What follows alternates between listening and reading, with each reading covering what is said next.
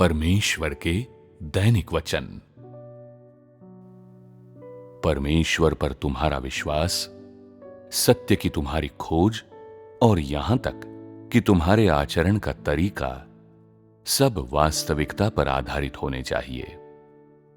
जो कुछ भी तुम करते हो वो व्यावहारिक होना चाहिए और तुम्हें भ्रामक और काल्पनिक बातों का अनुसरण नहीं करना चाहिए।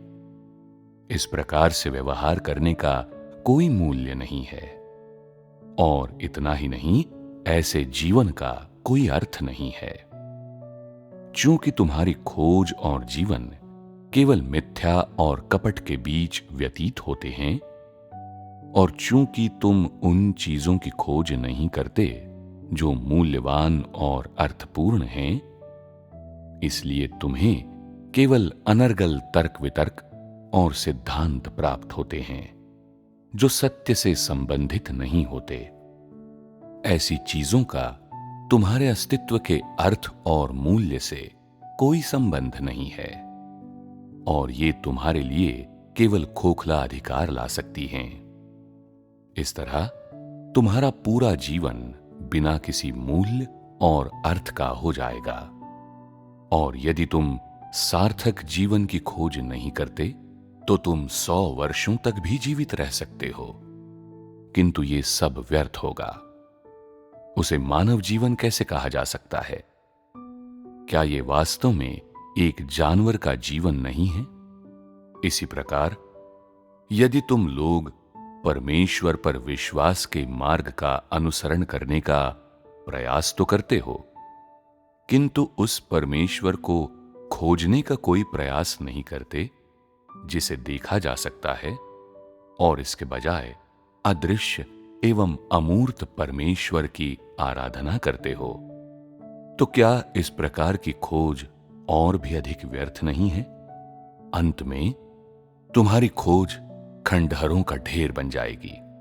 ऐसी खोज का तुम्हें क्या लाभ है?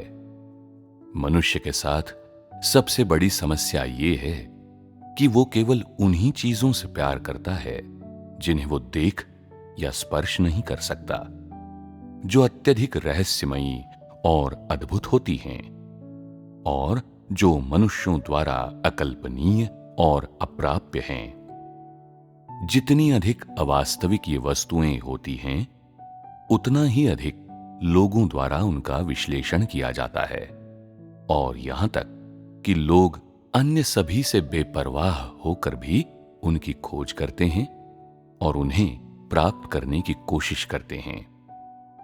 जितना अधिक अवास्तविक ये चीजें होती हैं, उतना ही अधिक बारीकी से लोग उनकी जांच और विश्लेषण करते हैं और यहां तक कि इतनी दूर चले जाते हैं कि उनके बारे में अपने स्वयं के व्यापक विचार बना लेते हैं। इसके विपरीत चीजें जितनी अधिक वास्तविक होती है, लोग उनके प्रति उतने ही अधिक उपेक्षापूर्ण होते हैं। वे केवल उन्हें हेय दृष्टि से देखते हैं और यहां तक कि उनके प्रति तिरस्कारपूर्ण भी हो जाते हैं। क्या यही प्रवृत्ति तुम लोगों की उस यथार्थपरक कार्य के प्रति नहीं है जो मैं आज करता हूं? ये चीजें जितनी अधिक वास्तविक होती हैं, उतना ही अधिक तुम लोग उनके विरुद्ध पूर्वाग्रही हो जाते हो। तुम उनकी जांच करने के लिए जरा भी समय नहीं निकालते, बल्कि केवल उनकी उपेक्षा कर देते हो। तुम लोग इन यथार्थवादी निम्न स्तरीय अपेक्षाओं को हेय दृष्टि से देखते हो और यहां तक कि इस परमेश्वर के बारे में कई धारणाओं को प्रश्रय देते हो जो कि सर्वाधिक वास्तविक है और बस उसकी वास्तविकता और सामान्यता को स्वीकार करने में अक्षम हो। इस तरह क्या तुम लोग एक अज्ञात विश्वास नहीं रखते? तुम लोगों का अतीत के अज्ञात परमेश्वर में अचल विश्वास है और आज के वास्तविक परमेश्वर में कोई रुचि नहीं है। क्या ऐसा इसलिए नहीं है क्योंकि कल का परमेश्वर और आज का परमेश्वर दो भिन्न भिन्न युगों से हैं? क्या ऐसा इसलिए भी नहीं है क्योंकि कल का परमेश्वर स्वर्ग का उच्च परमेश्वर है, जबकि आज का परमेश्वर धरती पर एक छोटा सा मनुष्य है? इसके अलावा क्या ऐसा इसलिए नहीं है क्योंकि मनुष्यों द्वारा आराधना किया जाने वाला परमेश्वर उनकी अपनी धारणाओं से उत्पन्न हुआ है, जबकि आज का परमेश्वर धरती पर उत्पन्न वास्तविक देह है? हर चीज पर विचार करने के बाद क्या ऐसा इसलिए नहीं है क्योंकि आज का परमेश्वर इतना अधिक वास्तविक है कि मनुष्य उसकी खोज नहीं करता? क्योंकि आज का परमेश्वर लोगों से जो कहता है वो ठीक वही है जिसे करने के लिए लोग सबसे अधिक अनिच्छुक हैं और जो उन्हें लज्जित महसूस करवाता है। क्या ये लोगों के लिए चीजों को कठिन बनाना नहीं है? क्या ये उसके दागों को उघाड़ नहीं देता? इस प्रकार बहुत से लोग वास्तविक परमेश्वर, व्यावहारिक परमेश्वर का अनुसरण नहीं करते और इसलिए वे देहधारी परमेश्वर के शत्रु बन जाते हैं, अर्थात मसीह विरोधी बन जाते हैं। क्या ये एक स्पष्ट तथ्य नहीं है? अतीत में जब परमेश्वर का अभी देह बनना बाकी था तो तुम कोई धार्मिक हस्ती या कोई धर्मनिष्ठ विश्वासी रहे होगे।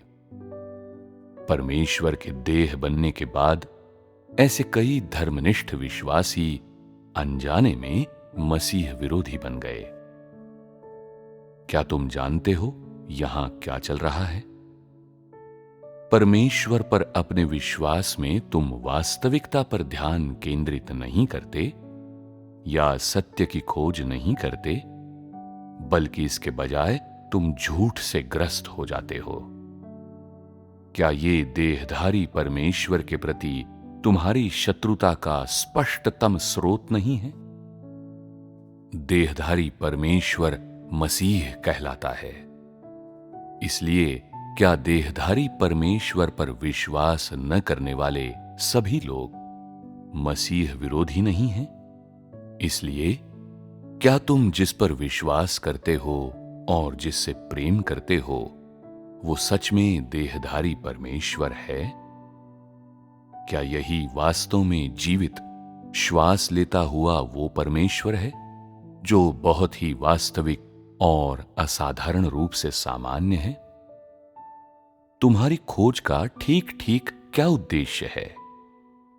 क्या ये स्वर्ग में है या पृथ्वी पर?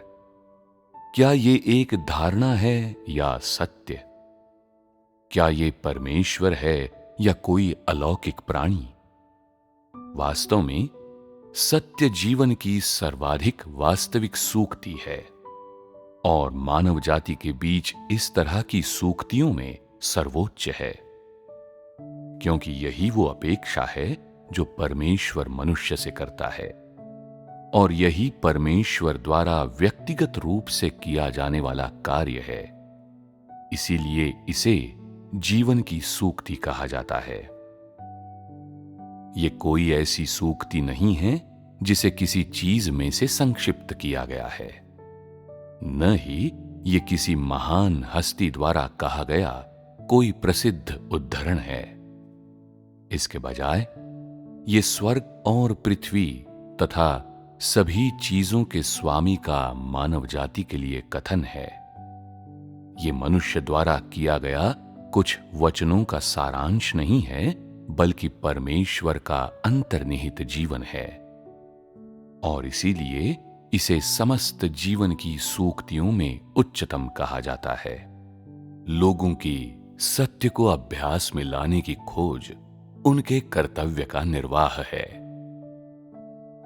अर्थात ये परमेश्वर की अपेक्षा पूरी करने की कोशिश है। इस अपेक्षा का सार किसी भी मनुष्य द्वारा प्राप्त न किए जा सकने योग्य खोखले सिद्धांत के बजाय सभी सत्यों में सबसे अधिक वास्तविक है। यदि तुम्हारी खोज सिद्धांत के अलावा कुछ नहीं है, और वो वास्तविकता से युक्त नहीं है, तो क्या तुम सत्य के विरुद्ध विद्रोह नहीं करते हो? क्या तुम ऐसे व्यक्ति नहीं हो जो सत्य पर आक्रमण करता है? ऐसा व्यक्ति परमेश्वर से प्रेम की अभिलाषा रखने वाला कैसे हो सकता है?